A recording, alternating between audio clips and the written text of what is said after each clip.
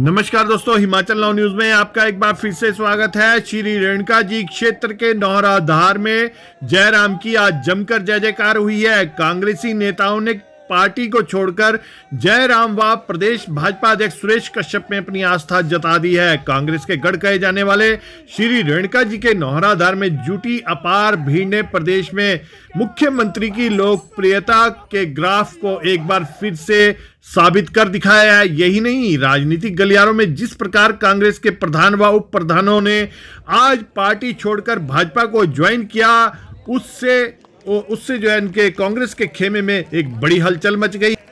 जयराम कांग्रेस पर भी काफी हमलावर नजर आए। उन्होंने कहा कि इस पार्टी ने अगर कुछ किया है तो सिर्फ जनता को ठगने का कार्य किया है। मुख्यमंत्री ने कहा कि कांग्रेस के नेता कहते हैं कि जयराम किस्मत की खा रहे हैं। इसके जवाब में उन्होंने कहा कि वे किस्मत के साथ साथ कर्म भी कर रहे हैं, यह उसी का फल है। हाल ही में उपचुनाव की हार को लेकर मुख्यमंत्री ने कहा कि जो चूक हुई है उसकी समीक्षा की जाएगी। जनता की उम्मीदों पर हम और अधिक अच्छी उम्मीदों के साथ खरा उतरने के लिए लगातार प्रयास भी जारी रखेंगे। मुख्यमंत्री ने कहा कि कांग्रेस को घोटालों के लिए जाना जाता है तो भाजपा की सरकार को विकास के पर्याय के रूप में जाना जाता है। यहाँ यह भी बताना जरूरी कि पहला अवसर होगा कि 15 पंचायतों के इस केंद्र नौराधार में जितनी भीड़ और जयकारा मुख्यमंत्री व प्रदेश अध्यक्ष के लिए लगे, शायद उतनी कभी ना तो भीड़ कभी जुटी देखी होगी और ना ही इतनी नारेबाजी हुई होगी। मुख्यमंत्री के सामने अचानक से बड़ी लोकप्रियता पाने वाले बलबीर सिंह जो स्थानीय नेता हैं, पूर्व प्रत्याशी भी यहां से रहे हैं, उन्होंने जिस अंदाज में एक लंबा मांग पत्र मुख्यमंत्री के सामने रखा, उससे जनता में भी काफी उत्साह नजर आया। मुख्यमंत्री के द्वारा यहां डिग्री कॉलेज की देने की घोषणा की गई तो वहीं 162 करोड़ रुपए की परियोजनाओं की घोषणा की भी उन्होंने आज झड़ी लगा दी। भारतीय जनता पार्टी के हमारे प्रदेश के सम्मानीय अध्यक्ष और शिमला लोकसभा क्षेत्र के लोकप्रिय सांसद आदरणीय श्री सुरेश कश्यप जी, हिमाचल प्रदेश सरकार में ऊर्जा मंत्री भाई सुखराम चौधरी जी, पिछाड़ विधानसभा क्षेत्र के लोकप्रिय विधायिका रीना कश्यप जी, रेणुका विधानसभा क्षेत्र के विकास के संदर्भ में और मैं समझता हूं कि रेणुका विधानसभा क्षेत्र में विकास की जो जरूरत है, भारतीय जनता पार्टी की सरकार जब से हिमाचल प्रदेश में बनी है, जो किया जा सकता था, जहां जहां किया जा सकता था, वो हमने करने की कोशिश की। आप देख रहे हैं कि एक ही दीवार पर एक दिन में, एक समय में कुल 42 उद्घाटन और शिलान्यास की प्रतिक्रिया लगी। जिन योजनाओं का उद्घाटन हुआ वो 87 करोड़ की है और जिन योजनाओं का हमने शिलान्यास किया वो 75 करोड़ रुपए की है। अगर हम सबका योग करें इन 42 योजनाओं का, जिनका उद्घाटन और शिलान्यास हमने एक समय में, एक स्थान पर, एक वक्त आपके समक्ष किया, उनका योग बनता है 162 करोड़ रुपए।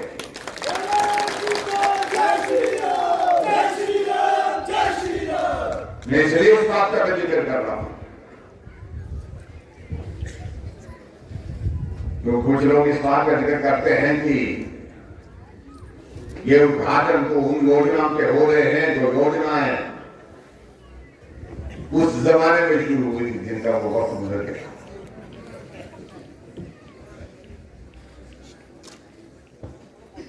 उनके वक्त को गुजरे हुए 4 वर्ष हो गए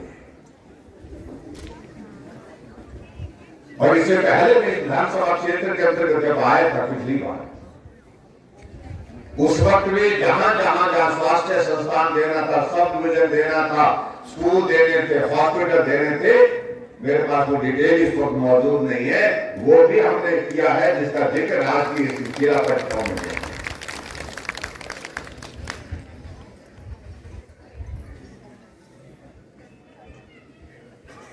हालांकि सिरमौर वाले मालूम नहीं, आपके रेणुका वाले मालूम नहीं क्यों कमी छोड़ते।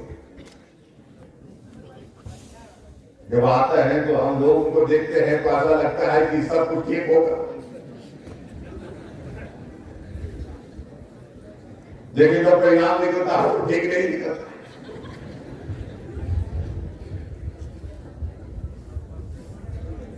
कई बार मुझे अटल जी की वो बातें याद आती हैं जिस प्रकार से वो हमेशा कहा करते थे कि आप लोग हमको सुनने आते हैं, लेकिन सुनने के साथ साथ में वोट देने भी आना, ये खूब बात जिक्र करते थे। इसलिए मेरा आप सभी इसी बात को निवेदन है, ये रेणुका विधानसभा क्षेत्र में हमारे दल का प्रतिनिधि नहीं है आज की तारीख में। विधायक तो विधायक होता है, जिसमें पार्टी से चुन करके आता है वो विधायक होता है। अपने साथ बोलने चलने वाला साथी होता, सहयोगी होता तो काम कुछ और होता है, तो तरीका कुछ और होता, मजा कुछ और होता है। हम पहाड़ी, हमारे मित्र कहते हैं कि जब भागो तो भाग्य की धारा होती है, सभी आदमी भाग्य की ही खाते हैं। अगर वो खा रहे हैं वो भी तो भाग्य की ही खा रहे हैं।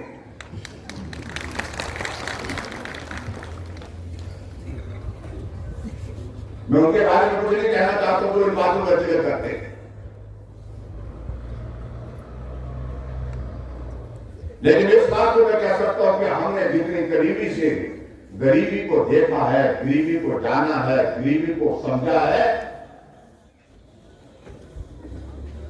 आज तक के हिमाचल के जितने भी मुख्यमंत्री मुझसे पहले रहे हैं, कोई भी उस दौर में से नहीं गुजरा। आदमी की समस्या क्या होती है?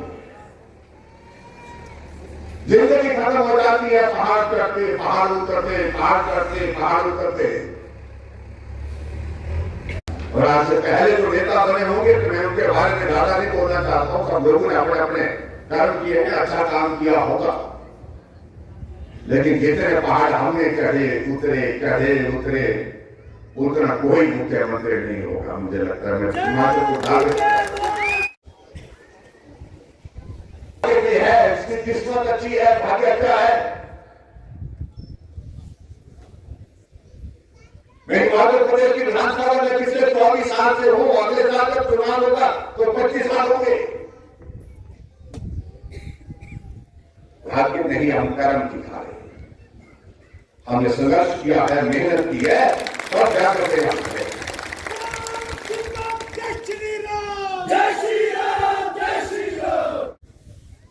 आपके इस विधानसभा क्षेत्र में वो शिलान्यास और उद्घाटन का कार्यक्रम हम देख रहे थे।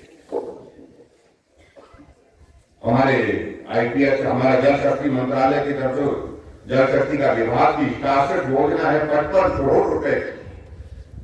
आप कल्पना करिए, मैं इस बात को दावे के साथ कह सकता हूं कि रेणुका विधानसभा क्षेत्र में एक वक्त निकाली और एक 20 महीने निकालिए जब 55 करोड़ रुपए की योजनाओं का शिलान्यास और उद्घाटन एक दिन हुआ होगा, और वह एक महत्व का आईपीएस महत्व का,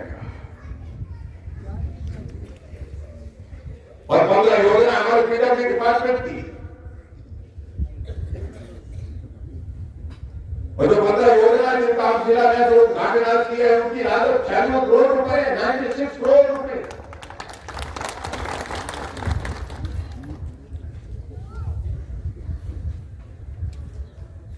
और हमारे ऊर्जा मंत्रालय विद्युत विभाग के 7 करोड़ की लागत से उद्घाटन हुआ। ITI का 3 करोड़ 15 लाख से, इनको सबको अगर मिलाए तो 162 करोड़ रुपए को उद्घाटन और शिलान्यास आज आपके इस रेणुका विधानसभा क्षेत्र के अंतर्गत हुए हैं। और मैं इस बात को शायद मैं कह सकता हूं, शायद ही पहले इस प्रकार से एक जगह एक समय पर इतने 162 करोड़ रुपए के उद्घाटन और शिलान्यास के कार्यक्रम रेणुका विधानसभा क्षेत्र में हुए। तो देखा, आज आपने मुख्यमंत्री ने रेणुका जी विधानसभा के क्षेत्र में के नौहराधार में किस तरीके से जो है आज घोषणाओं की झड़ी लगाई, और उन्होंने जो ये भवन बना है उसका निरीक्षण भी किया, और क्या उन्होंने आज घोषणाएं करी हैं, क्या कहा है, वो भी आप देखें। नौधार जोन में बढ़ाड़ी जो है,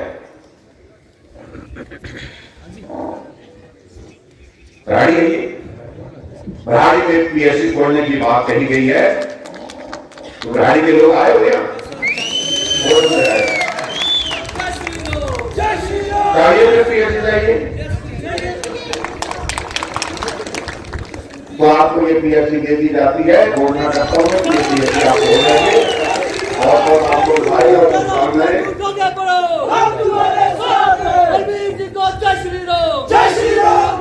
और गोधार में जो पीएससी है इसको ना हरिपुर में है गोधार पीएससी दर्जा बढ़ाना था। हाँ अच्छा, आपने बड़ी लंबी लिखी है ना, इसमें और बारीकी से लिखी है। और गोधार में पीएससी का दर्जा बढ़ाकर सीएससी करने की भी मैं यहाँ पर घोषणा करता हूँ। और इसके अलावा और जगह भी कहा है हमने कुछ जगह, उसकी मैं रिपोर्ट मंगवा लूंगा हेल्थ सब्सिडी की, जो इस बात के लिए संग्राम में जुडिशियल मजिस्ट्रेट के लिए कहा है कि भाई उसके लिए, क्योंकि उसकी announcement sub division civil court खोलने की बात कही है, लेकिन इसकी अनाउंसमेंट नहीं होती है। इसकी अप्रूवल हमको हाई कोर्ट के माध्यम से ऑब्टेन करनी होती है। इसका प्रोसेस हमने चलाया हुआ है, इसको प्रोसेस को पूरा करने की हम कोशिश करके जब सफल होंगे तो निश्चित रूप से इसको भी पूरा करेंगे। ये भी मैं आपके बीच में कहता हूँ, क्योंकि इसका प्रोसीजर तो लंबा होता है, उस प्रोसीजर के मुताबिक करेंगे। और उसके अतिरिक्त आगे बढ़कर के मैं आपके यहाँ पर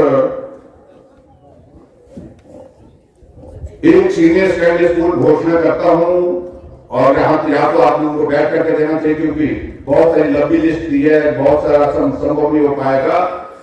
और फिर आज जो है वो नेहर स्वाद जो है वो हाई स्कूल है, यहाँ पर प्रस्तुत करने के लिए यहाँ पर घोषणा करता हूँ। और यहाँ पर उसके अतिरिक्त जो है वो 2-3 जगह से यहाँ पर हाई स्कूल के लिए भी मांग आई है। समय के साथ साथ में बाकी जगह की मैं रिपोर्ट ले लूंगा, लेकिन पनियाली में जो है वो मिडिल स्कूल जो है उसको अपडेट करके हाई स्कूल करने की भी मैं यहाँ घोषणा करता हूँ, उसको भी पूरा करेंगे। और उसके साथ में एक यहाँ पर मिडिल स्कूल की जो बात कही गई है, ये बना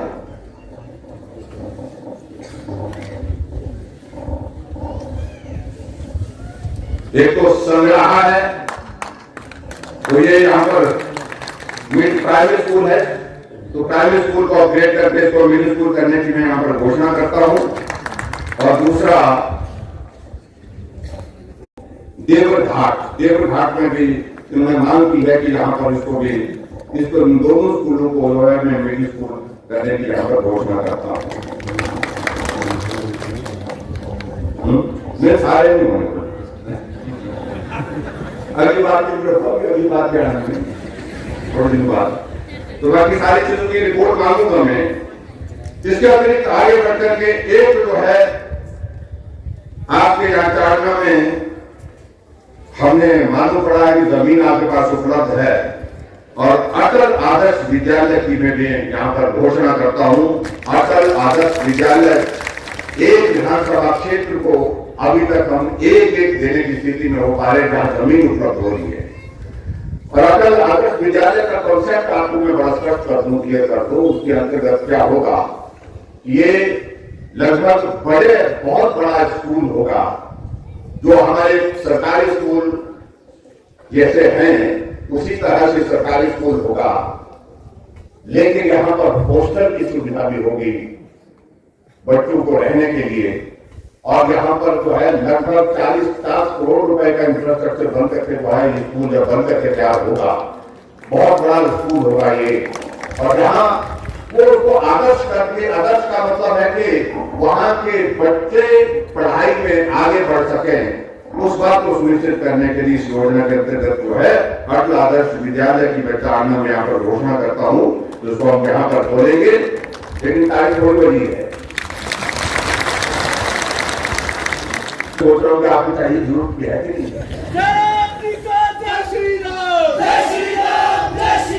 देश का मुख्यमंत्री कैसा हो?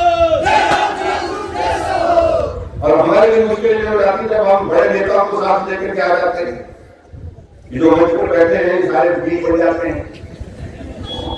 और सब वकालत करने के लिए हम सुखराम जी ने अपने तरीके से वकालत करी, अपने अध्यक्ष जी ने अपने तरीके से वकालत की, तो हमारे लिए बड़ा भाई संकट हो जाता है। और ये वकालत भी बहुत ज्यादा हमारे लिए जो है वो बड़ी महंगी पड़ती है फिर बाद में।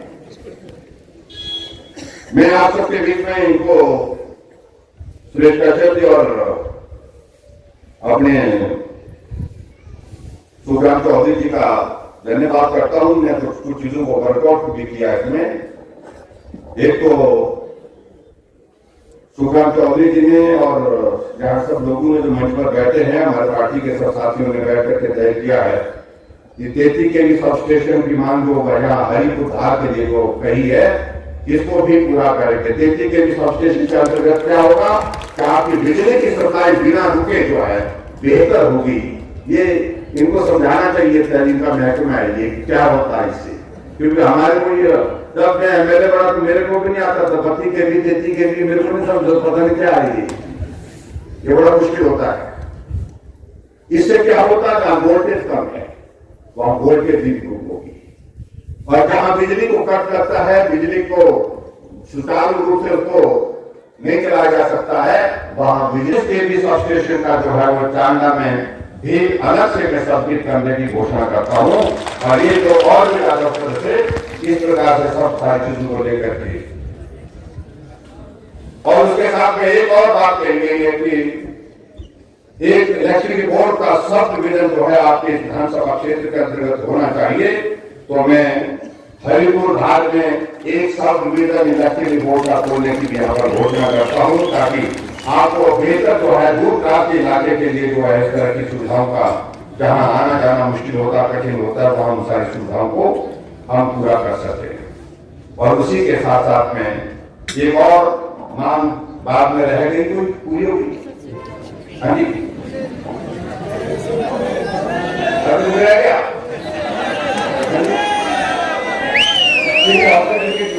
सिविल हॉस्पिटल के में कहा है, मैंने बिल्कुल यही ना कर उसकी रिपोर्ट मेरे को मंगानी पड़ती है, कितनी पीएससी है, कितनी सीएससी उससे कनेक्टेड है, पॉपुलेशन कितनी कम होती है, इन सारी चीजों का डिटेल में मैंने मांगने के लिए बोला है। और अब लास्ट में एक ही बात मैं कहना चाहूंगा, जब साथ चलेंगे तो बाकी बात करनी पड़ेगी भाई।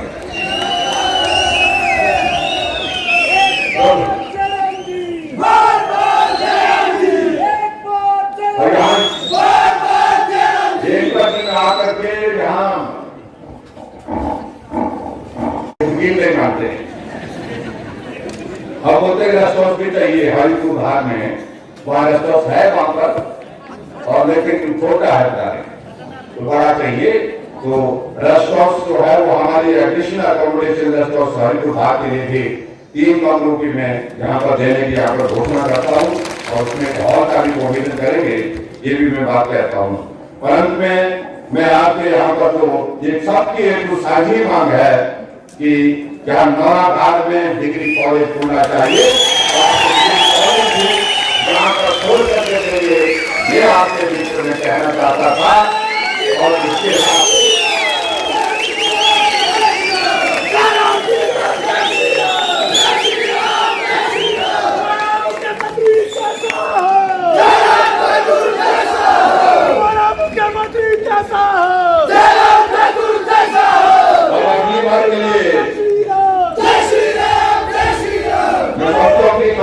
नहीं रहनी चाहिए, और आप सबके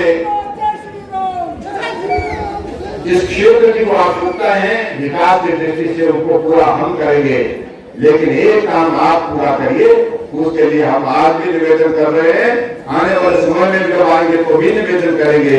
इतनी बात कहते हुए आप सब बड़ी संख्या में आज के इस कार्यक्रम में उपस्थित हुए, आपका बहुत बहुत धन्यवाद। नमस्कार, जय हिंद, जय हिमाचल। बहरहाल जयराम व कश्यप की सादगी जनता के दिलों को छू लेती है। आज इस भीड़ को देखकर कम से कम ये तो एहसास हो ही जाता है, मगर अपने ही जब भट्टा बैठाने पर आमदा हो जाएं तो क्या किया जा सकता है। कमाल की बात तो यह है कि योजनाएं परियोजनाएं आम आदमी से जुड़े मुद्दे महिलाओं से लेकर बुजुर्गों तक के लिए घोषणाओं पर घोषणाएं जयराम सरकार ने की हैं। और बड़ी बात तो यह है कि कोविड काल में संगठन सहित प्रत्येक कार्यकर्ता ने और सरकार के हर मंत्री ने, सरकार ने खुद जनता के बीच में जाकर जनता की सेवा करी है, ये सब ने देखा है।